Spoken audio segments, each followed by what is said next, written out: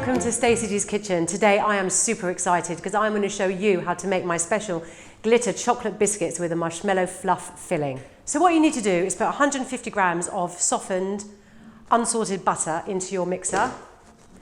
On top of that is 300 grams of caster sugar. Then you're going to start your mixer off slowly again so the sugar doesn't fly out everywhere. Once it starts to be incorporated, we can speed it up a bit. We want to get it very light and fluffy and creamy before we carry on. Looking good. Now we're going to speed it up even more. And we're going to get it light and fluffy before we incorporate the rest of the ingredients. Okay, once you're happy that it's all been incorporated nicely, you're going to add your egg. That's one large egg, which you've lightly beaten. You're going to add one large egg now. And scrape down the sides again. And you're going to mix it in. It's now time to add your flour and all the rest of the ingredients. You're going to add 200 grams of self-raising flour. 80 grams of sifted cocoa powder. Now it's important that it's sifted because otherwise you're going to get lumps and you don't really want lumps. So sift it first. 1 teaspoon of bicarbonate of soda and a 1/4 teaspoon of salt. Shove it all in and now it's time to mix slowly. What I usually do with this is I just start it off a little bit because if you don't, there'll be plumes of flour all over your kitchen. Now it's time to start your mixer off, but make sure you do it slowly to start with.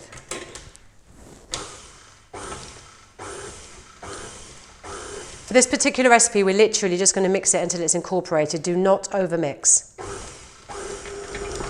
Oh, that's looking good. Come and have a look. Okay, you can see it's nice and thick, nice thick dough.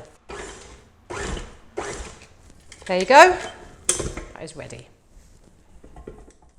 Make sure that all the dough goes into the middle and it basically looks like this. Now it's time to weigh out your balls and put them on the baking tray. Now I like to do this in batches, it makes it a lot easier. And this ice cream scoop is a smaller one, it's about 4 centimetres and it's really, really great for measuring out this particular dough. Each one about 39 grams. We're just going to roll them out, pop them on the tray, weigh them, make sure they're all right. Doesn't have to be exact. We don't always need to be perfect. You can get eight balls on each tray. Once you put them, your balls on the baking tray, you're now going to roll them because actually you want to get them nice and smooth and as even as possible. So now it's time for the fun to begin. I've got some caster sugar and a glass. And I'm just going to push down. It's always difficult on the first one, by the way, so don't panic because we need to get some kind of sticking going on the bottom of the glass. So you're going to push down so that you can see there's sugar all over the cookie. Now we're going to do the second one. You can easily go back and add a bit more sugar if you feel like you need to.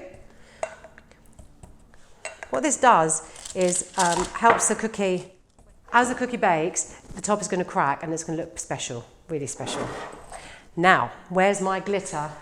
Because it's Christmas, obviously you have to put some glitter on your glitter cookies. This particular one is Christmas gold, so I'm going to just spray the top with Christmas gold. When it comes out the oven, it looks really special. If you're going to use a glitter, that's absolutely fine. Just make sure it is an edible glitter. You don't want to use a glitter that's not edible. That won't be very good at all. And into the oven they go for 9 minutes at 190 degrees or 170 degrees fan.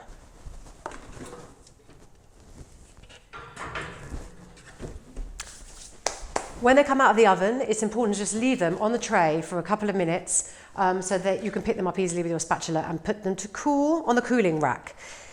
It's really important actually for these to be done in batches because as you can see, some of them have a really nice crack on them. They need to be quite high up in the oven for them to get a nice crack. And if you've got some underneath, they actually don't cook as well.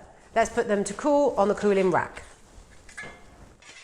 Now it's time to ice your cookies or put marshmallow fluff in the middle. Remember, they're sandwich biscuits, so we want to have a nice thick layer of fluff.